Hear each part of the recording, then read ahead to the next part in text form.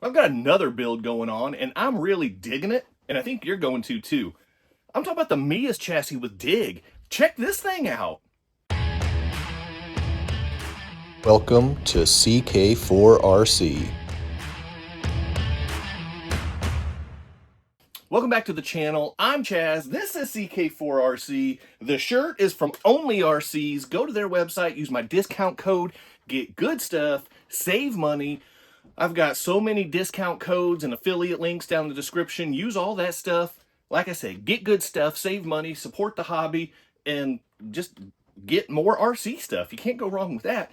Anyway, we are rocking the new Meus MD24, I think is what they're calling this chassis. The chassis with Dig. Now I went ahead and I got a head start on this because this is the simple stuff. So I've got I think this might be titanium or aluminum chassis rails. So that's cool with these double bend suspension links. And then I went ahead and I added the Meus ISO. These are the nylon isokinetic axles for Meus in the front and rear with that crazy steering angle. So that's pretty cool. And I slapped a torque servo on there because we're gonna do it up with this thing. So that's what I'm rocking on there. And then obviously the ISO axle on the back. I have some Next Racing oil shocks coming to get on this bad boy as well. And then we've got the Meus Dig unit to hook up to this transmission. And this will be my first chassis, like extended wheelbase with a carrier bearing setup. And the carrier bearing serves as like the Dig initiator. So I've got to get that stuff set up. So I'm leaving that stuff to be able to kind of do on camera and walk you through the installation of it. But I've got the kind of the basic stuff already done just because. And then obviously, so I know that these top links are actually supposed to be upside down, but when I have them upside down, I get no flex. Actually, there's no flex here either.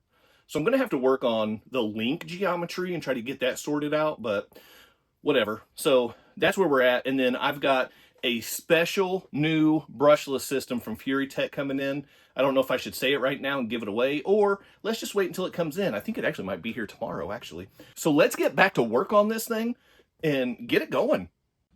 We have made some really good progress with the build so far.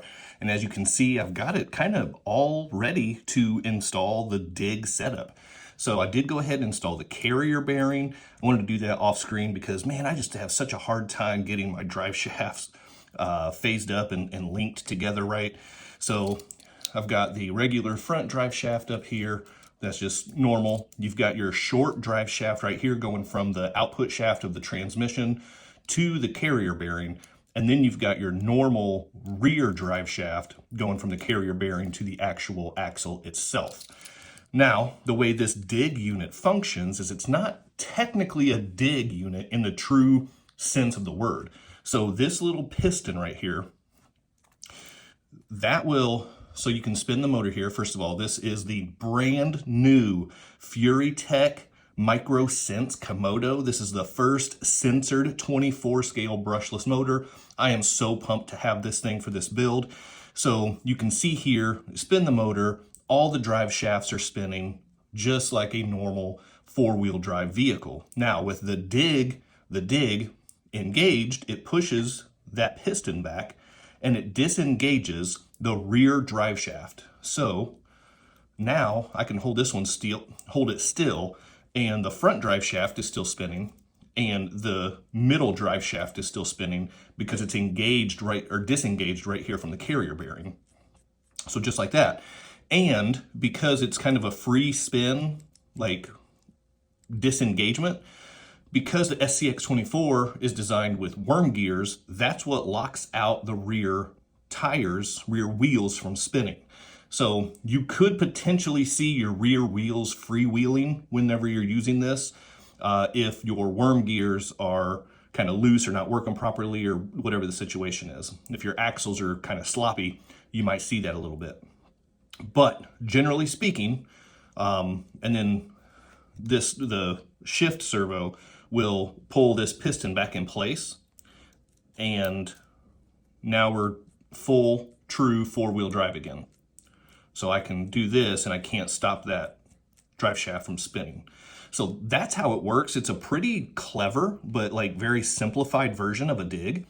But yeah, so speaking of the build itself, we've got the torque servo up here. This is not the mountless version because I am using the Meus isokinetic axles. These are the nylon versions.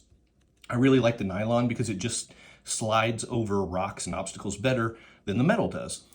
But because it's the isos, the mountless torque servos don't work for these. So I went with the standard torque servo, the 1022. They do have the 1011. It's more budget. I think it's got plastic gears. It's not quite as fast or strong, but the 1022 has the metal gears and all of the speed and strength that we are familiar with from torque. So I went with that one. And then, like I said, I've got the brand new Furitek MicroSense Komodo with the MicroPython ESC is somewhere around. I did have to swap out the transmission because this motor is a smaller sized micro motor. The Meus transmission that it came with is designed more for like a pancake style motor, a larger diameter motor. So I did have to swap that transmission out, which no complaints because this transmission right here, I got it off AliExpress. It was like, I don't even remember how much it was, but it wasn't super expensive, but it's a slightly different design for a transmission. And the gearing on it is so buttery smooth. So I'm actually pretty excited to use this transmission. And then we've got the carrier bearing, all that stuff came with the kit. And then I did go with Next Racing oil shocks on the front and rear. These are 36 millimeter, so they're pretty short. But for this build, I don't want a ton of flex throwing off the center of gravity and bouncing it all over the place. I kind of want it to stay compact because I'll be able to use the sensored motor and the dig function to their full abilities without having to worry about the truck like over flexing and like shifting crazy amounts and stuff like that. It should stay right where I want it to stay. So there's the build breakdown on this. Now let's go ahead. I'm going to get, so the way this works, you've got your Meus shift servo right here, like a little sub servo kind of thing. You just mount that inside this bracket right here, and then this bracket mounts right here on top of the carrier bearing. So just like that. And I will note that it does sit up really high, and it is it's back behind all of your electronics, all of your driveline. So it's not the best location for extra weight, but this is a plastic case servo. This mount is super light. So having said all of that, it's really not adding a ton of weight up top. And I think that the benefit of having the dig unit is going to outweigh the placement of this weight. So with this in mind, I'm going to go ahead and get the servo mounted up, get it installed on here, and then I will come back and we'll take a look at how this little block mounts on here and uses this little spring to pull from the shift servo to this little piston, the little block, and that's how you engage and disengage your dig setup. And then it also comes with these 4 clear little like rubber kind of like feet stickers. I don't know what these are for, so probably just not even going to use them. If anybody knows what these are for, drop it down in the comments because I have no idea. So let me get this stuff mounted up. I'm not going to do it on camera because it's just mounting the servo to this thing and mounting this thing to that thing. Let me get this part taken care of real quick and I will be right back just like this. Boom, baby. All right, we are back. That took no time whatsoever. We are mounted up. I will also note that you want to make sure your shift servo, that the servo horn is facing over here towards the transmission, because if you mount it the other way with the servo horn over here closer to the piston, you're not going to have enough space to get everything mounted up the way that it needs to be. So that's how all of that works. Now, the servo horn, you just put that on there. Easy enough. You wind this little spring arm through here, and then you wind the other end through here, and that's how this hooks up. And then when you hit the shift servo, this goes back and forth, which pulls the spring connector, which pulls this little block, which pulls this piston forward and backwards and engages and disengages the dig unit. So that's how it all works. I've explained it. I've kind of showed it here. So I am going, shown it here? Showed it? Shown it. Shown it is probably right. I don't know. I think I'm going to throw on one of these chassis braces back here too. I don't think my chassis is square. Like, it just doesn't seem, this rear axle doesn't seem quite right. It seems like the whole chassis is sitting off a little bit. So I might need to throw a chassis brace back here maybe. I don't know, we'll see. As long as it doesn't interfere with, well, it definitely would interfere. Maybe I won't. All right, whatever. I'm gonna get the last little bits installed here, get the tires mounted up to some wheels. I have to choose my wheels still. I am gonna go with Endura XHX pins for this, but then I will come back and we will have a fully functional Furitek censored, brushless, driven, 24 scale crawler with dig. And I'm so pumped to get this thing wrapped up. And here is the fully operational Meus MD24 dig chassis with the Furitek Micro Sense Komodo brushless censored system. And I've got this thing, so I let my channel members decide which wheels to go with. I had, it was either 3 or 4 different sets I had picked out that I liked that kind of went with this build. There was a red set that got a lot of votes, but this one just beat them out by 1 vote. And honestly, I think I like these better anyway. I didn't want to go with the red and black theme again for like the 3rd build out of the last like 4. So I like these. I went with Endura silicone inserts. I actually had some pine cone inserts from CCXRC that I was really looking forward to using, but the diameter, the inner diameter of those would not fit on these wheels. So I'm not sure what the issue was with that.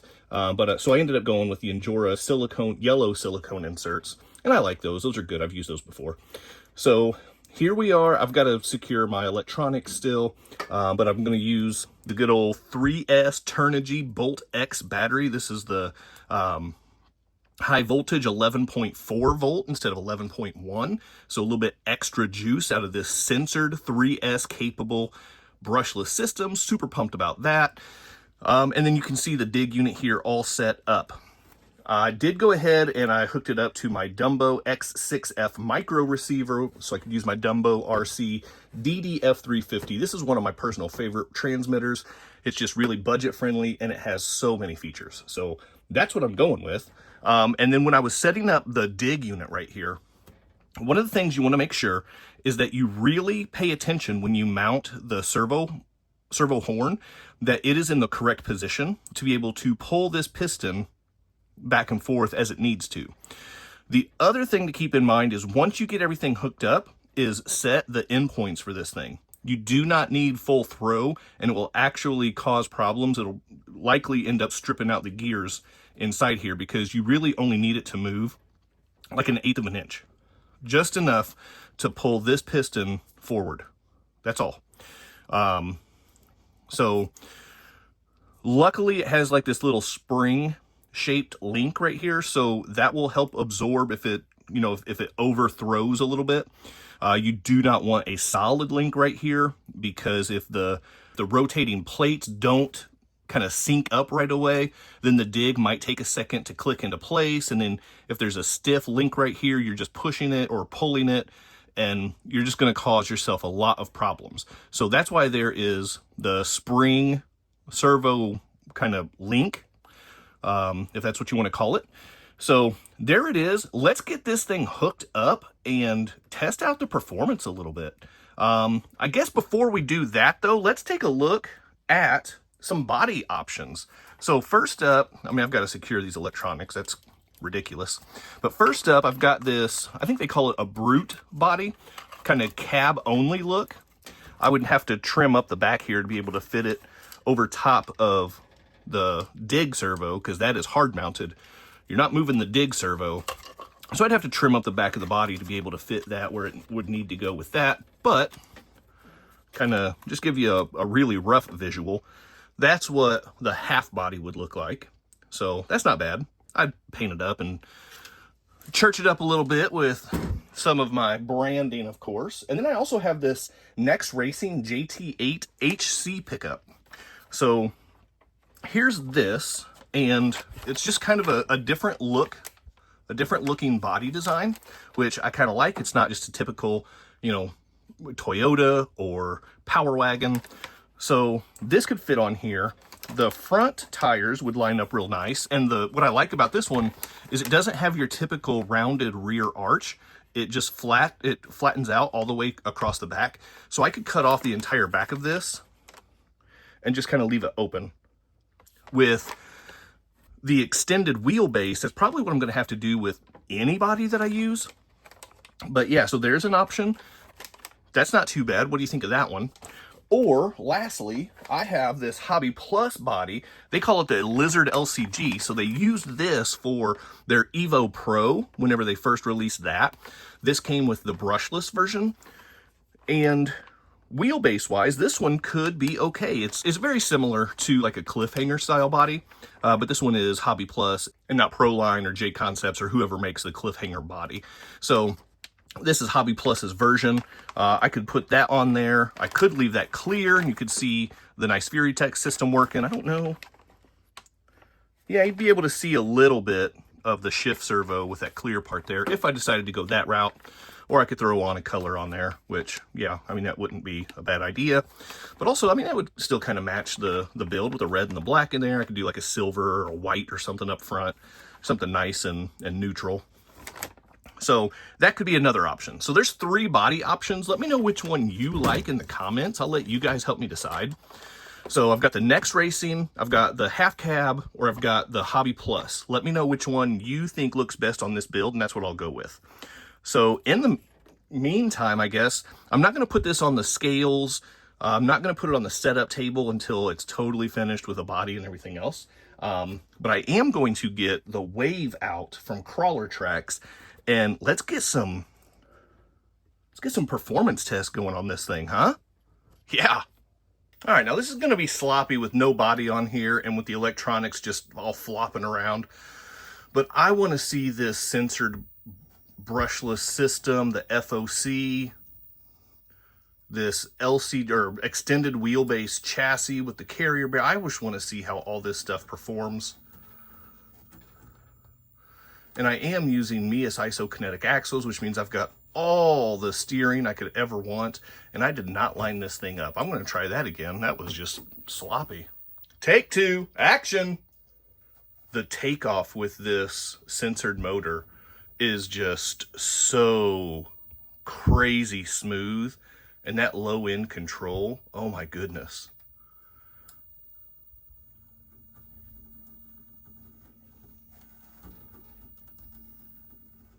What's going on here? Getting hung up on the slider. That is just throwing me all over the place. But I think I should be able to recover just like that. Okay, there we go. Now we're working a little bit. Yeah, there we go. The FOC with this censored motor, it's actually really smooth. Like as it's catching on the obstacle, it's really not giving me any kind of like herky-jerky response. It's really handling, like when the FOC kicks in, it just maintains that buttery smooth speed. And when you get to the breakover where the FOC kind of disengages, you don't get that jerk. It just keeps that super smooth, slow speed control. This is, I mean, it's just so smooth from the takeoff. This is just super impressive. I definitely need to do a little bit more tuning with my suspension setup and everything else. But the build is functional. You can see the slider there getting hung up again. That is annoying. Definitely going to have to figure out how I want to handle all that stuff. But even with that gripping on the wooden obstacle, the motor is maintaining such a smooth speed. That is fantastic. Oh, that was so good. It was so smooth. Oh man, this thing is crazy good. And one last test that I've really started to enjoy doing, just a little side hill challenge here with the Wave obstacle from Crawler Tracks. Just to kind of see the side hill stability. The rear tire came off the track, so lost a little bit of that flex on the rear end there. Let's line that back up and try it again.